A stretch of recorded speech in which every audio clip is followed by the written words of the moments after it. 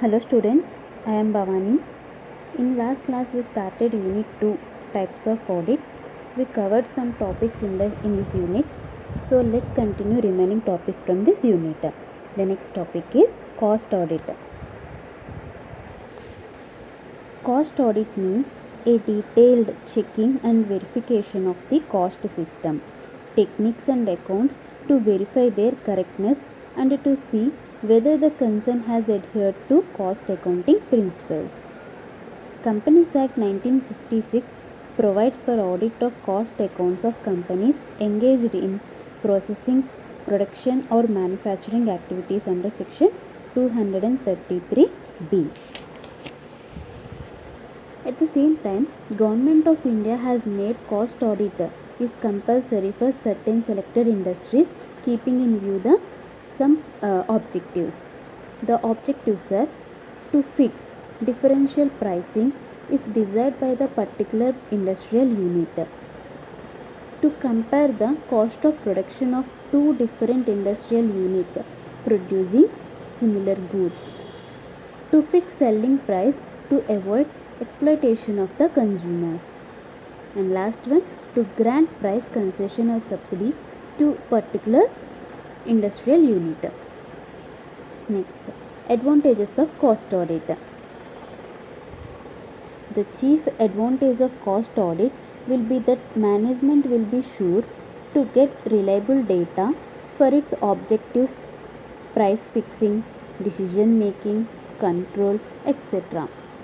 Existence of such a system of audit will also be of great use for maintaining internal check and control and will be of a great help to even financial audit.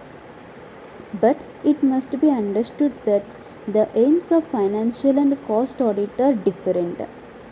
The former aims at prevention of frauds and errors and with the presentation of profit and loss account and balance sheet which exhibit a true and fair view of the state of affairs of profit earned during the year and of financial position at the end of the year. It is concerned with totally of expenditure and revenue rather than its a functional analysis. Cost audit will establish the accuracy of cost of each product, job, activity, etc. and is concerned with proper analysis of information and its estimation so that management gets the necessary information promptly.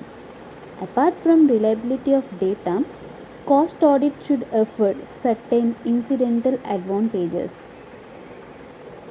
Rather, it should be said that cost audit will help consolidate and realize advantages expected from a system of costing. Following statement of the HR Group, ex-Minister of Law, Justice and Company Affairs emphasizes the social advantage of cost audit. The objective of this measure is to protect consumers from unwarranted increase in prices. Reasonableness of the prices charged can only be ensured by correct determination of costs and the margin charged by producers and their retailers. Another object underlying this step is to make the industries covered by such rules alert and efficient and also to make them know their rational cost with a view to reducing it to the extent possible. Thus, by resorting to the method, the interest of consumer is safeguarded and it is definite step towards removal of social injustice. The advantages are a close check will be maintained on all wastage materials in store, labor, etc. and they will be promptly located and reported. Next one, inefficiencies in production or efficiencies will be located and converted into monetary terms. Thorough fixation of industrial responsibility management by exception will be possible. The system of budgetary control and standard costing will be greatly facilitated with cost audit at the hands of a qualified cost accountant. Records will be up to date and the information for various purposes will be available. Cost audit may unearth a number of errors and frauds which may not be revealed otherwise. This is because a cost auditor examines expenditure minutely and compares it with standards and ascertains exact reasons for discrepancy. Cost audit offers many advantages to management, cost accountant, shareholders, statutory auditors, consumers, and the government. First of all, we discuss advantages to management. In this, errors in following costing principles and techniques are detected. At the same time, inconsistencies and frauds can also be detected. This keeps everyone alert and prompts efficiency. Cost audit can serve to measure performance of managers and better performance can be rewarded. It helps to prepare accurate cost reports and this business planning can be more accurate. Interfirm comparisons can be made with ease and this might be a very useful proposition if industrial intelligence is good. At the same time, cost audit can give an idea about the comparative operational efficiency of each department of the division and may thus pinpoint deficiencies and also encourage to operate in a competitive spirit. Next one, advantages to cost accountant. In this, his task is facilitated since errors, deficiencies, etc. are pointed out. Costing plans can prepare to take care of these things. Cost audit may help in easier reconciliation of cost and financial accounts. If the cost auditor is an outsider and is an expert, he can certainly give some practical and sound advice to streamline costing systems and organization. And last advantage to cost accountant is cost audit helps to focus attention of management on the problems faced by the cost accountant. This helps him to realize his goals and objectives with ease. Next one, advantages to statutory auditor. Audited cost data helps him to determine the value of stocks, remuneration of manager, personnel, etc. with ease and accuracy. Next, data and statements of cost audit help him to prepare his audit program and plan so that he concentrates more on those aspects which have not been adequately covered by cost audit. Next, advantages to consumers. In direct benefit accurates where a statutory cost audit has been done to fix a reasonable price for the consumers. Since cost audit aims at ensuring efficiency in the organization, this may also get reflected in reduced prices to the consumers. Next one, advantages to labor. If cost audit is done thoroughly, labor also stands to gain through increased profitability in the shape of bonus and other benefits. Also, it brings into focus the role of labor in improving efficiency in terms of increased productivity. Next one, advantages to shareholders. There is a correct valuation of all kinds of inventories. This may project a true picture of the organization before shareholders and other investors and help them to assess its performance. Next one, external cost audit highlights efficiency or inefficiency, utilization of manpower and other resources, adequacy of return, etc. Next one, advantages to government and economy. It helps the government to settle accounts where cost plus contracts have been made. The government can intervene to protect the interest of the consumers, laborers, shareholders, and investors for exploitation or inefficient managements. At the national level, cost audit promotes cost consciousness and overall efficiency. This means that every rupee invested produces the maximum quantity of goods and services. So these are the advantages. Next one, types of cost audit. Cost audit as a aid to management, cost audit on behalf of customer, cost audit on behalf of government, cost audit under statute, cost audit on behalf of the trade association. First one, cost audit as an aid to management. The aim is to see that all information placed before management is relevant, reliable, and prompt, so that management can discharge its duties well. It must also be seen that no relevant or pertinent information is suppressed. Next one, cost audit on behalf of a customer. Often contracts are placed on cost plus basis.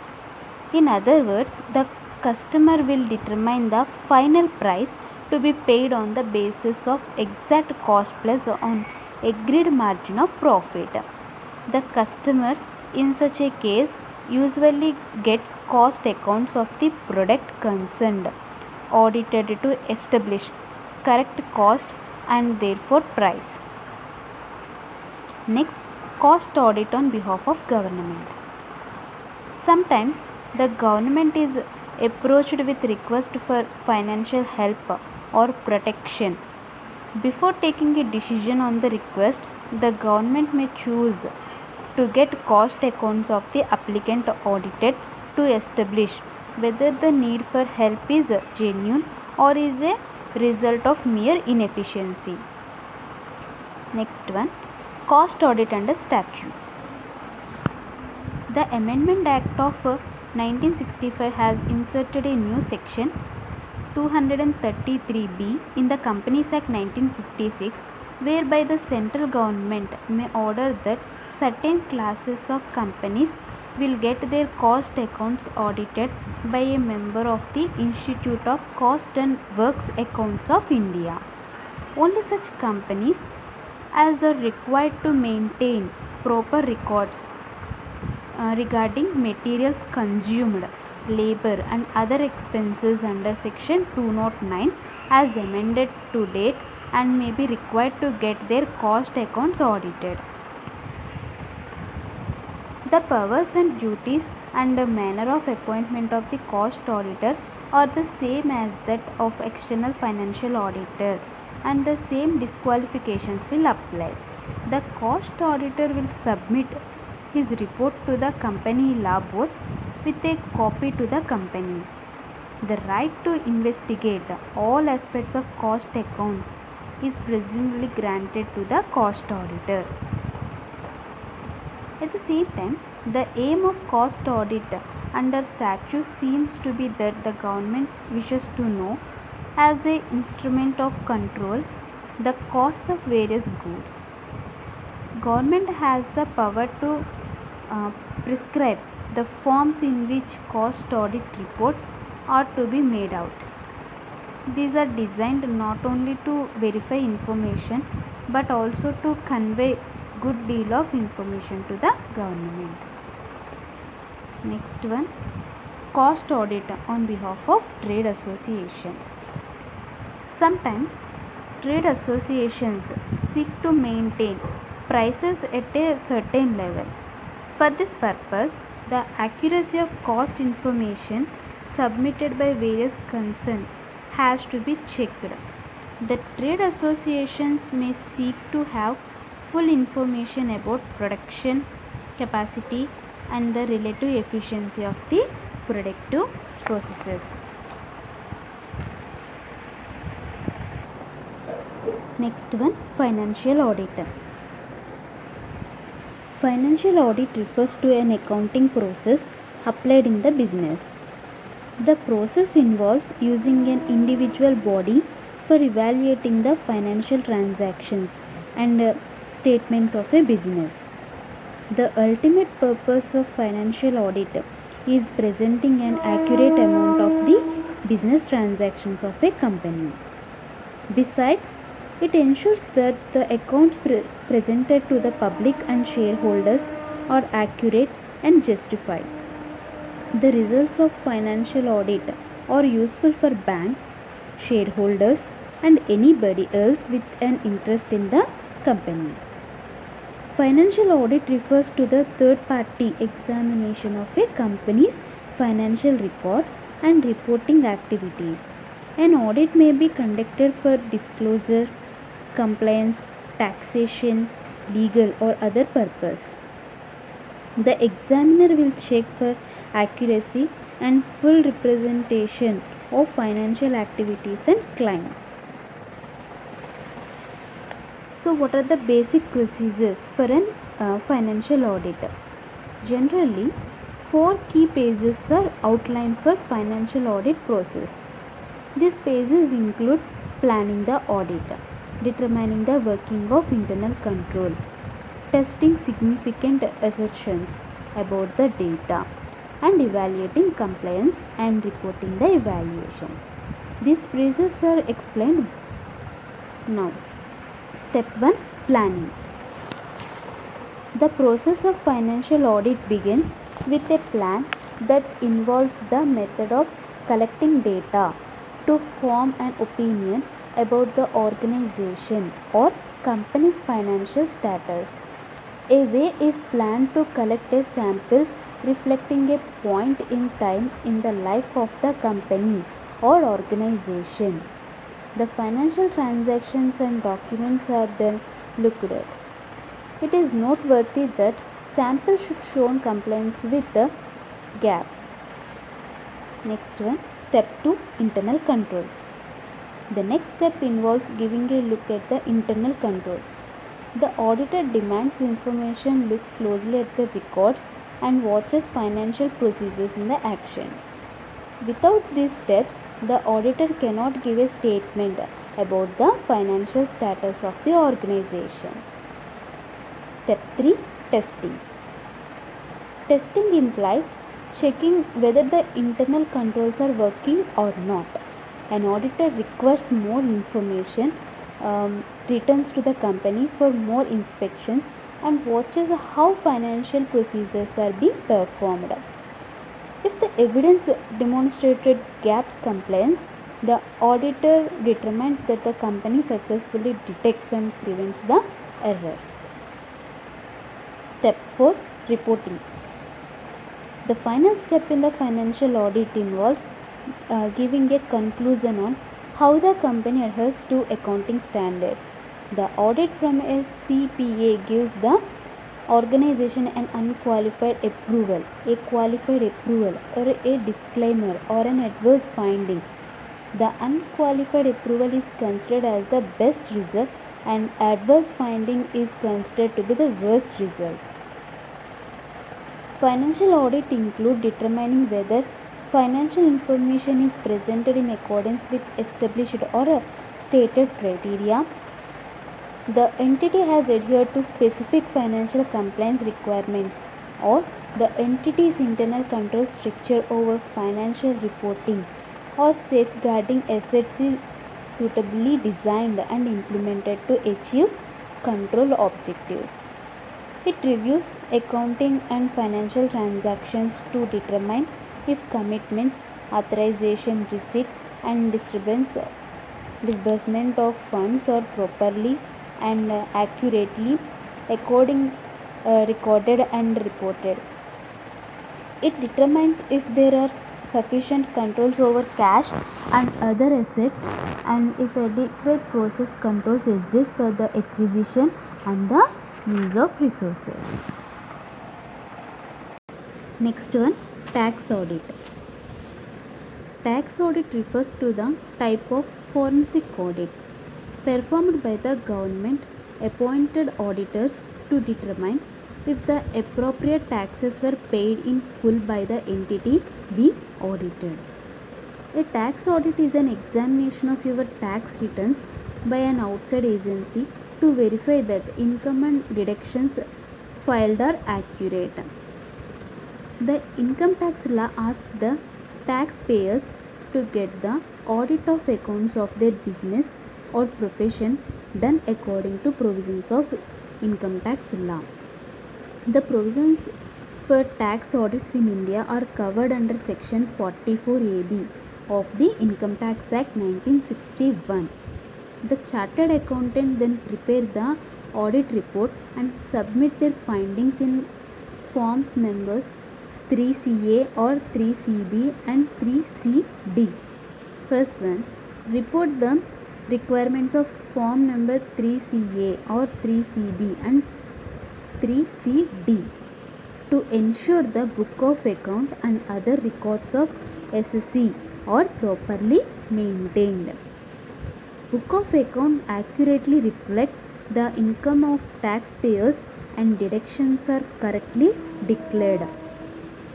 Facilitate the administration of tax laws by proper presentation of accounts before tax authorities and considerable save the time of assessing officers in carrying out routine verification. Thank you.